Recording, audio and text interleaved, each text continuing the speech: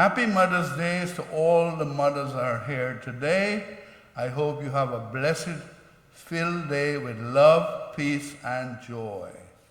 Today is the fourth Sunday of Easter Cycle C. In the first reading, when Paul and Barnabas visited Antioch, they went first to the synagogue to preach the word of God to the Jews and converts to Judaism. On the following Sabbath, almost the whole city came to hear them preach. The Jewish leaders became jealous of them and encouraged the authorities to expel them from the city.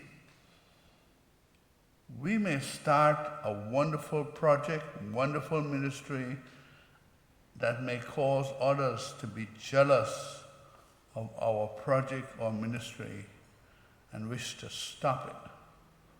Although Paul and Barnabas were forced to leave, their mission to the other Gentile cities flourished. In spite of being expelled from Antioch, that city would become a major center for the followers of Jesus. It was at Antioch that the followers of Jesus were called Christians. What were they called before? Conversion of St. Paul. Read the story. They were called the people of the way. So do not be discouraged at the lost stoppage of your project, your ministry that helps others. God can lead you to a better and greater ministry if you desire to continue to serve Him. The second reading from the book of Revelation is a vision of one who is able to witness those standing around the throne of God. There are 144,000, a symbolic number of Jews, plus uncountable number of Gentiles. When the Jehovah Witness comes to your door, you'll be told that only 144,000 people will be saved. 12,000 from each tribe of Israel. This is a symbolic number to represent lots and lots of Jews. The multiplication of 12 times 12 then by 1,000. The members of this sect omit the passage that immediately follows, which in today's second reading is, I, John, had a vision of a great multitude which no one can count, from every nation, race, people, and tongue. They stood before the throne and before the Lamb. If they ever quote the passage about 144,000, just ask them to read on. You know, in Jesus' time, even today in the Middle East, there are what is called watering holes for sheep and goats. These watering holes consist of troughs about 20 to 30 feet long and about 3 feet wide, from which 20 sheep on each side can drink. There could be as many as 20 troughs at a large station, and therefore as many as 800 sheep. 20 times 2 times 40. 20 times 2 is equal to 40 times another 20. 800 sheep can drink at the same time. At a busy station, there could be as many as 2,000 sheep. The shepherd brings his flock to the watering station and waits. When he believes that all his sheep have had their fill of water, he begins to leave and makes a very special call. And amazingly, all his sheep, several hundred, will follow him, leaving the other sheep which belong to other flocks behind.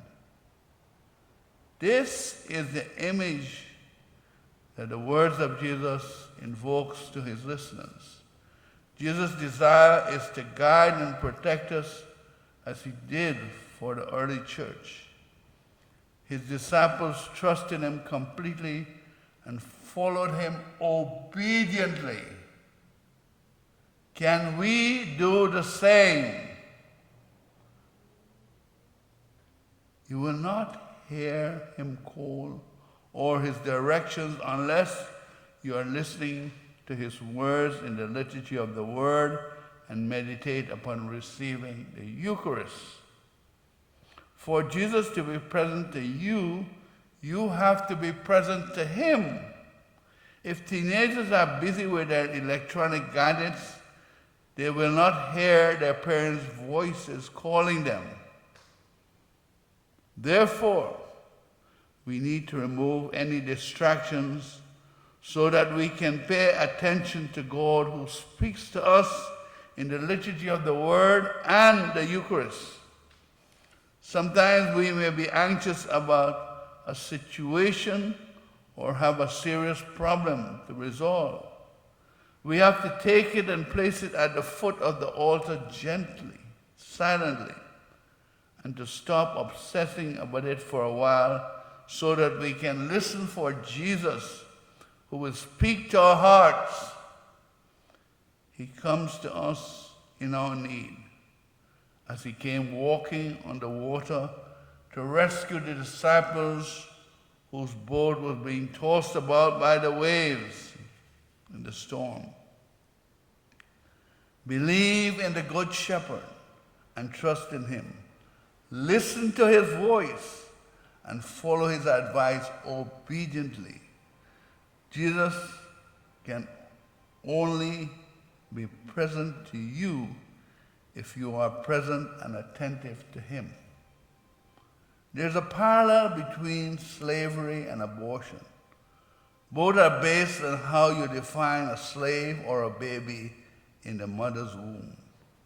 The Supreme Court decision in Dred Scott case was that a slave was the property of the owner, and therefore the owner could do as he pleased with his property.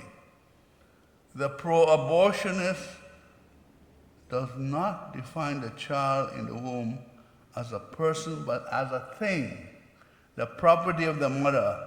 Therefore, she could be able to do as she pleases with her property. Science has disproved the erroneous idea in Roe and Wade that stated that the first 3 months there was no baby, but simply a mass of tissue.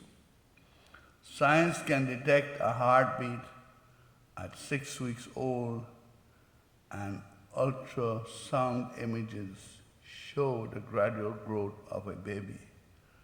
Rather than outlaw all abortions after 6 weeks, the Chief Justices decided to punt the ball. Therefore, they overturned Roe and Wade and asked individual states to decide. Florida will continue to have a 6-week protection for unborn. And of course, other states like California, New York, and New Jersey will still retain their existing laws, including late-term abortion. On this day, when we celebrate mothers, let us not treat motherhood like some mothers do, as a cancer that has to be terminated.